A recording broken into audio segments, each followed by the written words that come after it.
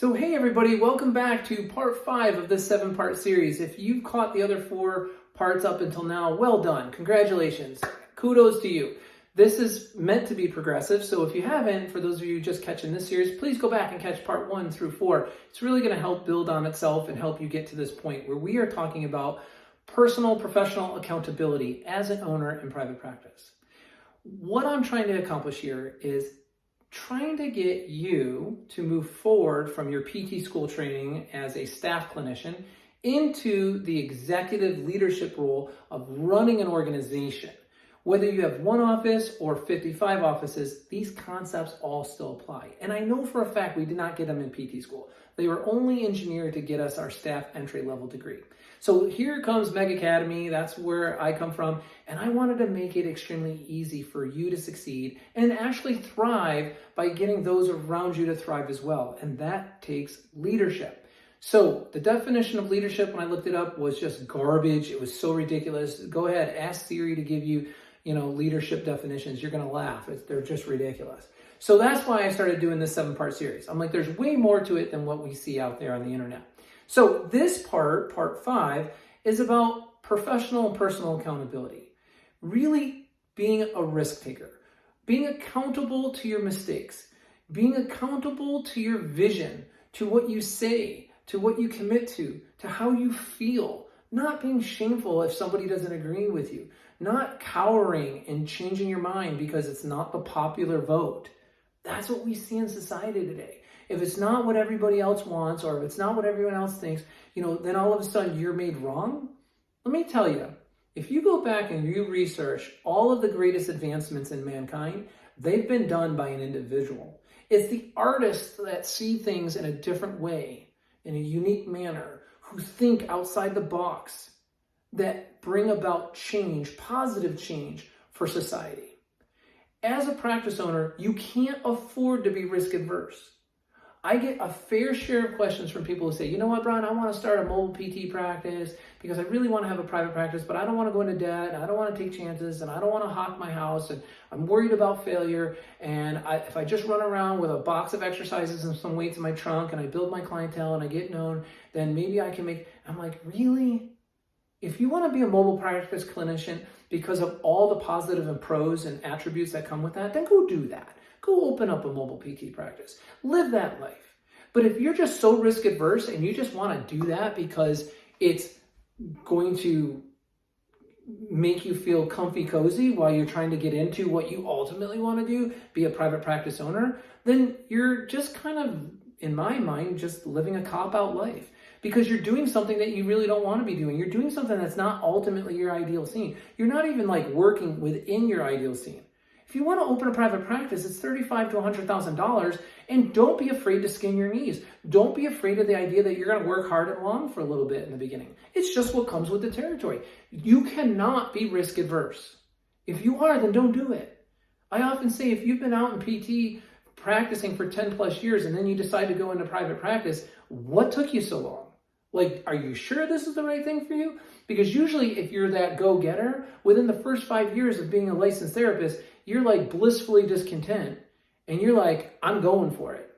And I'm not afraid to make a mistake. I'm not afraid to lose some money. I'm not afraid to lose a little sleep. I'm going to do it.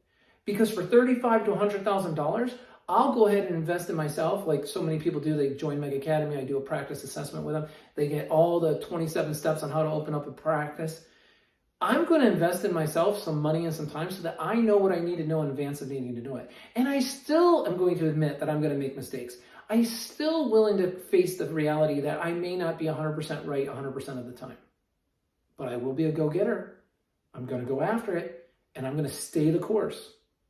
I'm going to evaluate others. I'm going to judge situations.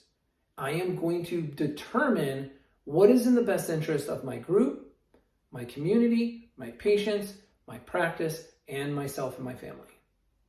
You owe that to people around you to be an evaluative judge of what reality is giving you. Live in the moment. Live in present time. This is personal accountability I'm talking about. I'm breaking it all up into little pieces for you. But man, don't be afraid of people. Don't be afraid of what somebody might say about you.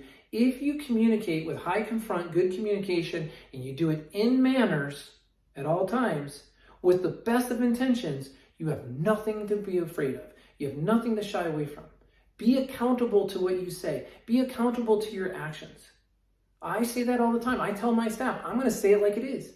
It may not be the warm, fuzzy, cozy, snowflake thing that people are saying out there in other parts of the country and the way they do things, and that's okay. I'm not going to be rude.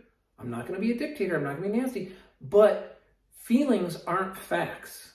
Feelings are your judgment. That is your call to decide how you want to feel about what's said. I'm not going to change what I'm saying if I believe it to be true and I believe it follows my personal integrity. I believe it's online with my mission, my purpose, my vision. If you don't like it, go start your own practice. Go do your own thing. Go work somewhere else. That's okay. That has to be okay with you. I am sharing with you after 30 years of being in private practice, or, all the different, I've had 5 companies at one time. All these years of doing that and all the experiences I've had in and out of other people's offices and helped coach them, it's been like 500 plus offices. I've realized that if you're just trying to be liked, you're just trying to be admired, you're just trying to get along and go along to get along, you are going to be a doormat. People are not going to respect you, and they're going to constantly be picking apart what they need, what they want, what's best for them. Are they not thinking what they're asking, how it affects those around them, how it impacts other people? Are they not considering that? And if not, why not? What have you done to create an environment that they think, they feel they can stand in a position of asking you for whatever, more money, more time, more flexibility, whatever, with no consideration about what's in the best interest of the practice, the community, the patients, or you? You're as important of a person as anyone else. But guess what? If you allow it, that's a reflection on you. Just like if somebody makes a mistake in my practice or in my business or in my life, and I address it with them, it was hurtful, it was harmful, it was a mistake, it was an issue, it was something that shouldn't happen again. And we come to an agreement about it, and we understand the way to handle it could have been this, which in fact it was that, but it should have been this, and it could have been much better. And in the future, this isn't going to repeat itself again. When we walk out of that office and we're done with that consultation, I would never, ever bring it up again. I won't forget it, but I will never have that person relive it again. I will never throw that back up in their face. Nobody wants to work for somebody or be married to somebody or have a relationship with somebody who constantly reminds you and repeats and throws up in your face in present time past mistakes, past failures, past errors over and over and over again. Of what value is that? To make them feel better? To make them feel better as an owner? See, this is why people hate feeling judged or hate feeling, evaluated or whatever. Because they feel like the intention of that is just to make them little and make you high. Push their building down to give you the tallest building. That's not what I'm saying. I'm saying you're to evaluate, you're to judge, and then you're to lead, educate, and motivate. You're to enhance. You're to use the deficit, the shortcoming, the falling off the rails when they skin their knees as an opportunity to personally and professionally enhance them as a person and as a professional, so that forevermore they will perform at a higher level than they ever did before. That's leadership. That's personal accountability. That's not having fear in your heart and in your head. That's being willing to say what needs to be said and being comfortable when saying it. The definition of communication from our earlier chapters here, our earlier parts in this series. I hope you understand where I'm coming from with this. This is more of a mindset, more of a thought process. If you ask me, Brian, what are tools of accountability? How can I do that? Well, aren't you accountable to seeing that the staff are flourishing and prospering and winning within your practice? One thing you can do is have a 10-minute meeting with every single employee once a month. I don't care if they come and talk about their puppies the whole 10 minutes. How are you doing? How are things going? What's happening in your life? How's the practice treating you? How's your caseload?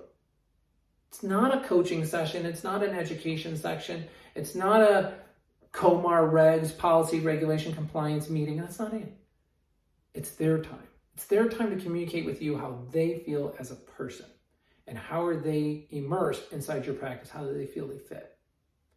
Have once a month staff meetings where you're professionally enhancing them in some area of their career, some area of their post duties, whether it be administrative staff or clinical staff. If you're doing those two things and you're touching them professionally and personally, they're going to respect you. They're going to want to follow you. They're going to flow power to power.